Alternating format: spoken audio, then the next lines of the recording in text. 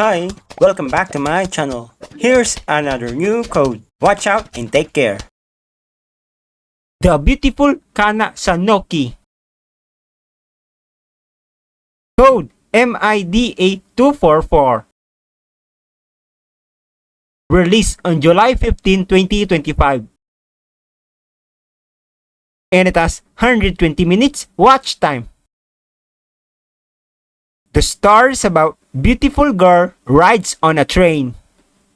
On the way going home, the girl rides on a train. Apparently, there is a guy that keeps bothering her. The girl cannot do anything but to wait until the train stops. However, instead of going to the police station to report what happened on the train, the girl was excited just thinking about what happened. So the next day, the girl rides on a train again and she found out who was the guy. They spent quality time together and the wonderful story began.